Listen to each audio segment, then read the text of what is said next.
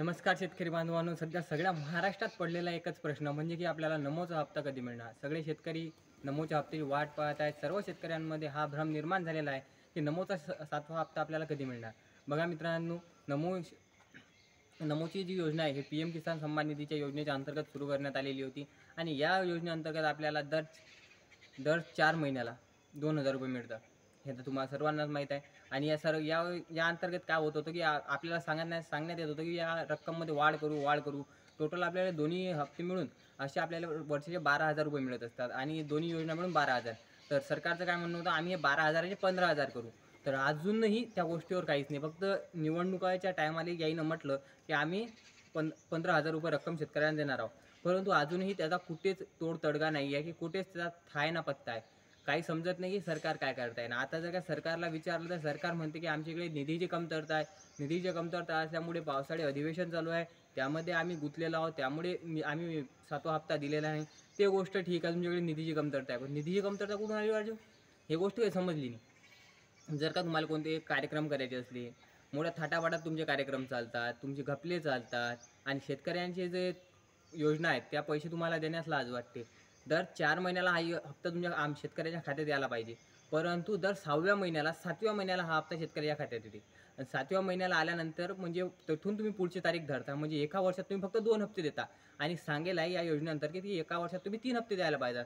परंतु स्पष्टता पाहिलं तर तसं होत नाही. कारण की तुम्ही दर हप्ता हा लेट करता 2 ते 3 महिने.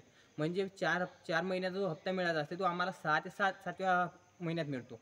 आणि 7व्या हप्त्यात जर का मिळाला आम्हाला हप्ता, तर तो 2,000 रुपयेच मिळतो. त्यात वाढीव रक्कम तर तुम्ही काही करूच न राहिले. तुम्ही म्हटलं होतं त्यात वाढीव रक्कम करणार आहोत, परंतु अद्यापही त्याचा काही पत्ता नाही.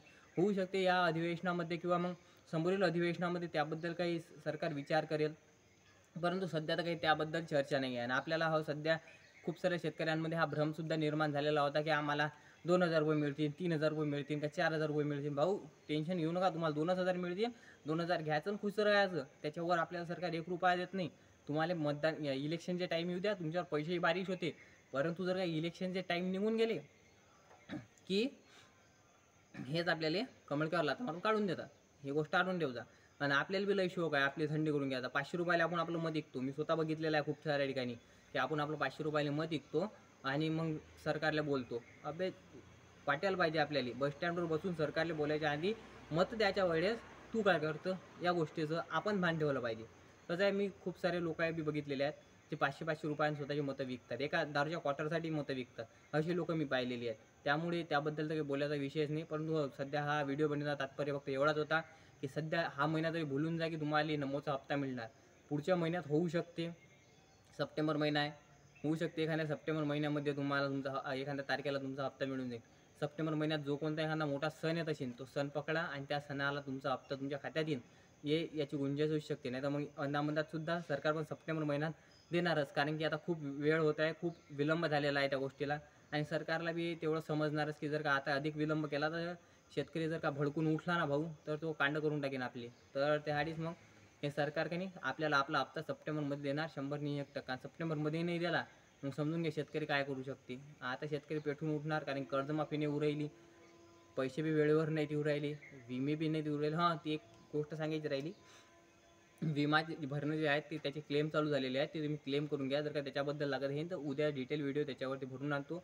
खूप साऱ्या शेतकऱ्यांना त्यातून फायदा होणार. कारण की अतिवृष्टी, नुकसान भरपाई, पाण्याखाली वावरं बुडाले, जर कोणी त्यात मृत्यू पावलं असेल किंवा अपंगत्व आलं असेल, 70% अपंगत्व, 50% अपंगत्व किंवा मग हॉस्पिटलला 7 दिवस भरती असेल किंवा मग पूर्ण वावर हे पाण्याखाली गेलं असेल किंवा मग दुधाळ गाई, दुधाळ म्हशी, बकऱ्या, कोंबड्या जर का तुमचं त्यामध्ये नुकसान झालं असेल असं काही पण, त्या सर्वांसाठी शासनाकडून भरपाई देत आहे. ही गोष्ट तरी चांगली आहे की सरकार या सर्व गोष्टींची सर्व गोष्टीच्या बाबीबद्दल शेतकऱ्याला भरपाई देणार आहे, अनुदान देणार आहे.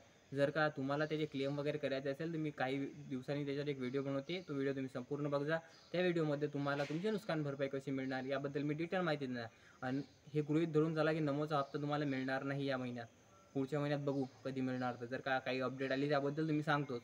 आणि जर का नसलं तर मग जय रामकृष्ण हरी. भेटूया पुन्हा एका नवीन व्हिडिओमध्ये.